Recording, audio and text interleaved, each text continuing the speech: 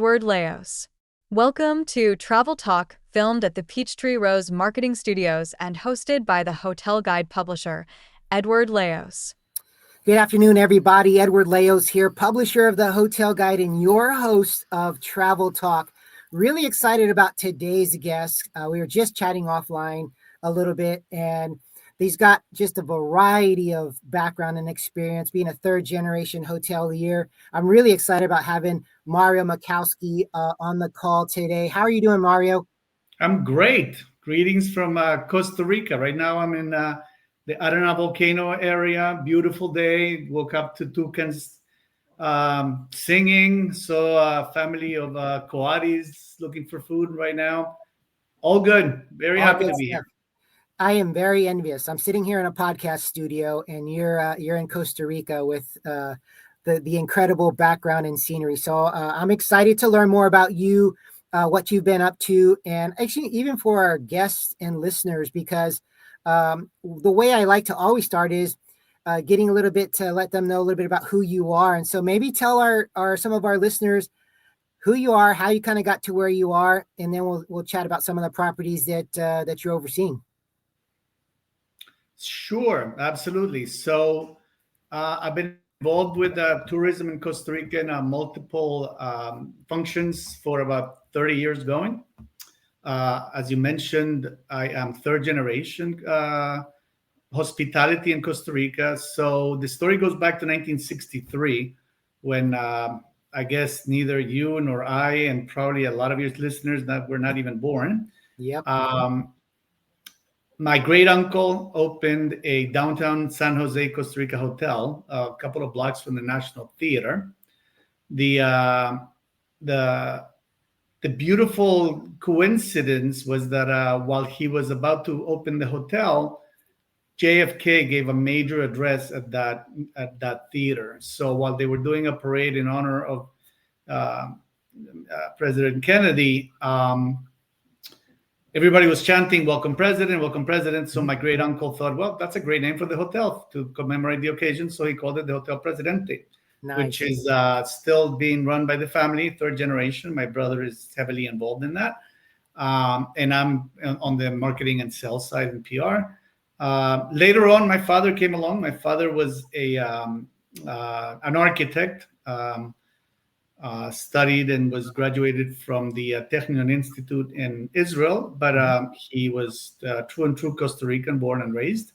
Came back from after graduation, started his practice, but his passion was hotel design, landscaping. He was a true nature lover. You will never in your life meet somebody who's so passionate about nature. And with his vision, after building hotels for everybody else, he decided to go into his own for business. He found the perfect hot springs location, which is where I'm sitting today, at the base of the very active Arana volcano then, and built this magnificent hot springs thermal resort and spa 30 years ago. Unfortunately, my father is no longer with us.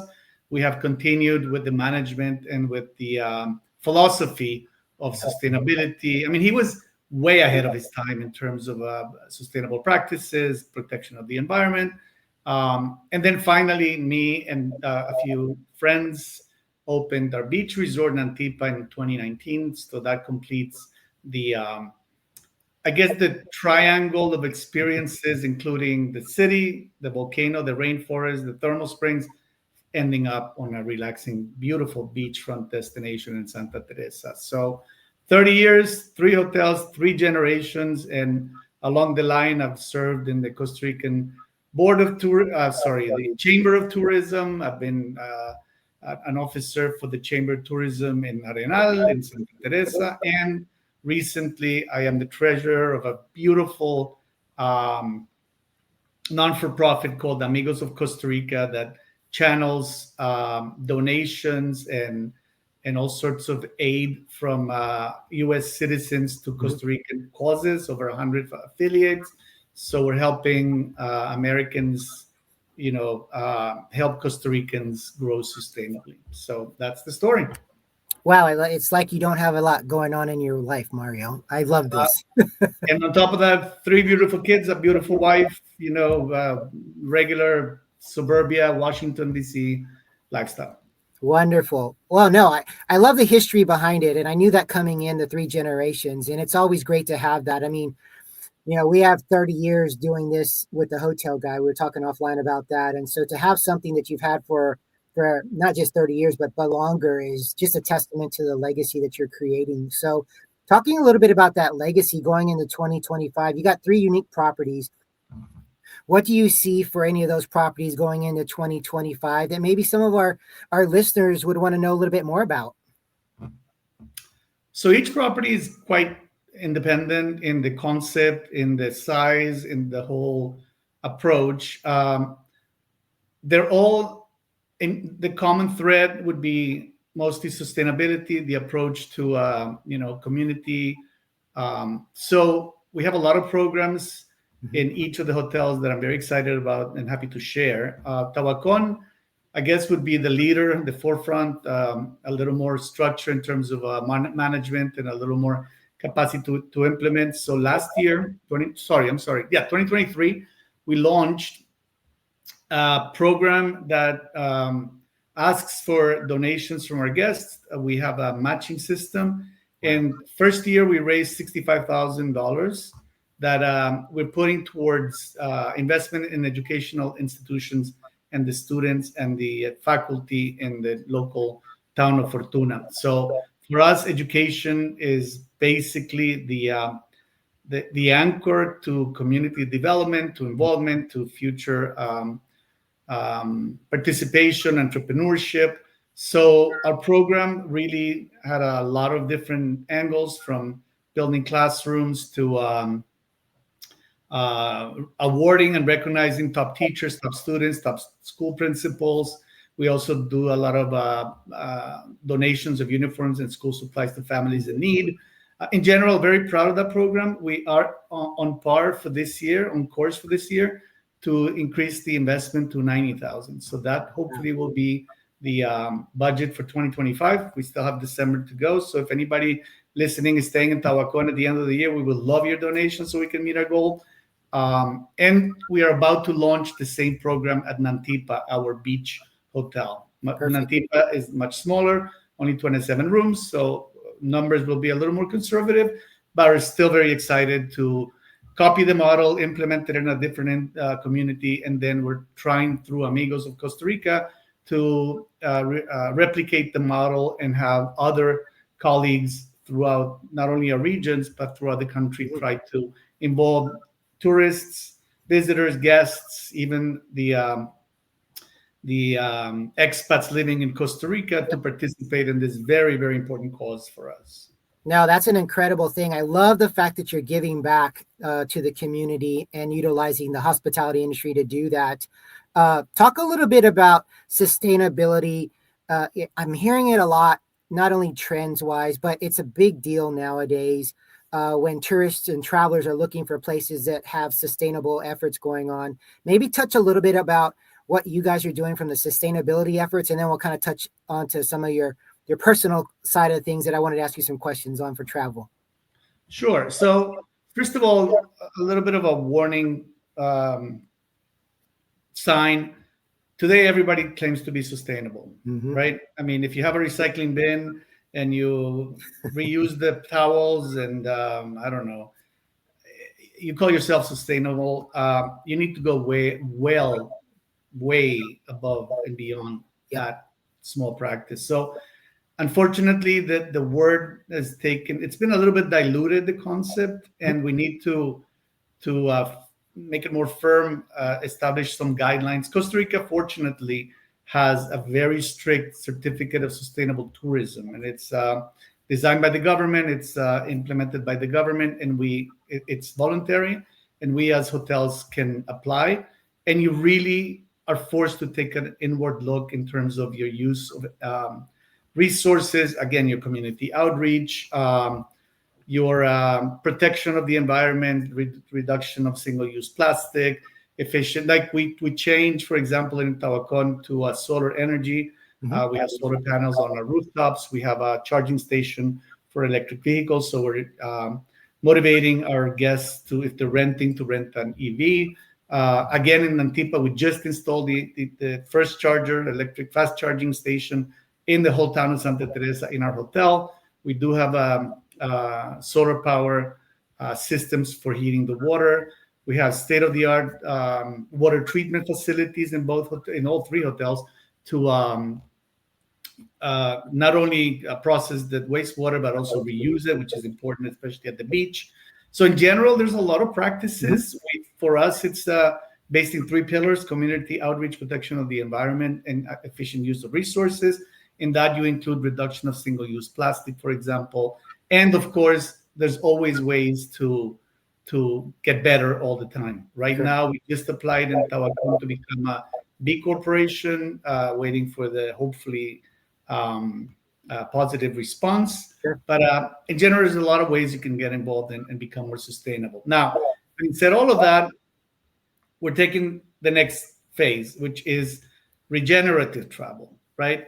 It's not just about sustainability, which is to sustain what you have. It's to regenerate, which means to leave it better than it was when you left. Correct. So we have programs in Antipa, for example, for beach cleanup, in Tabacón for planting trees. So you want to, as a visitor, not just make sure that you're not spoiling the place you're at, you just want to leave it better. So contribute to the community, help with the beach cleanup, help with the turtle nursery.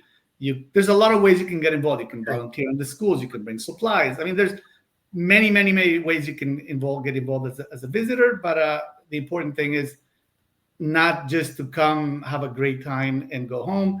Try to help us make this world better. Give back. I love that regenerative travel. I love that to what y'all are doing there for sure.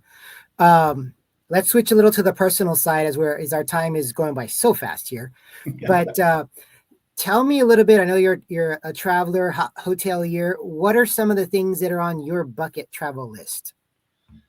So, based on my father's education and upbringing, I'm also a huge nature enthusiast. I'll give you an example. We took a family trip to Argentina, which I love. We tried to do a little bit of everything. My personal favorite was the Iguazu waterfalls and the Perito Moreno glaciers. My wife loved Buenos Aires. So, you got to balance a little bit. Culture, history, of course, nature. So my bucket list right now, don't know when, New Zealand, Australia, Thailand, Vietnam, Japan, a little bit of the other side of the world from where we live.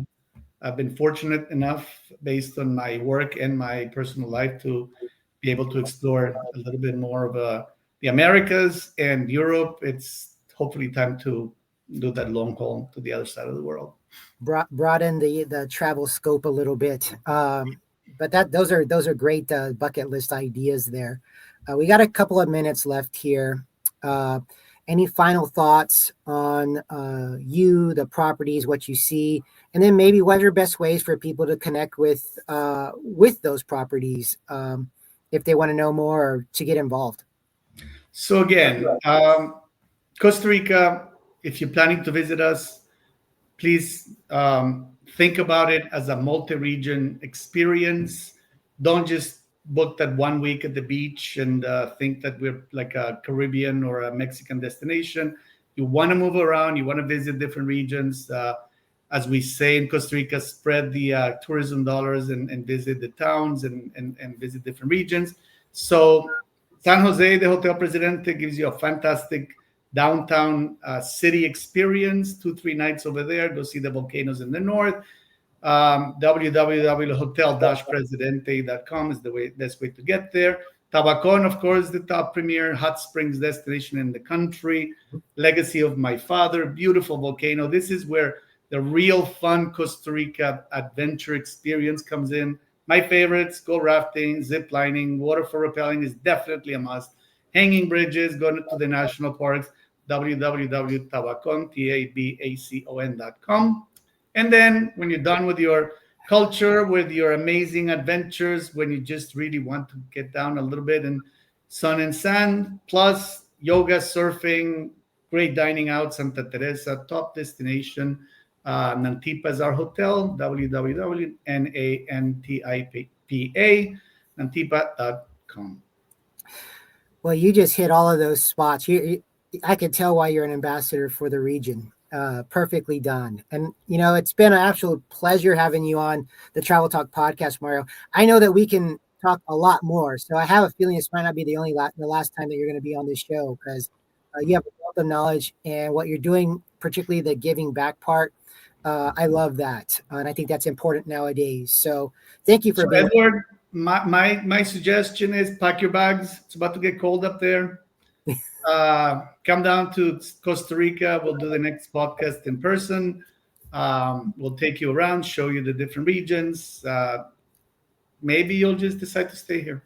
Oh, I would love that. I'm definitely going to take you up for that. On that, I'm looking forward to traveling there. Actually, Costa Rica is on my bucket list, so now I got my contact there and 3 great properties to kind of visit as well. So, thank you again for being on the show today, Mario.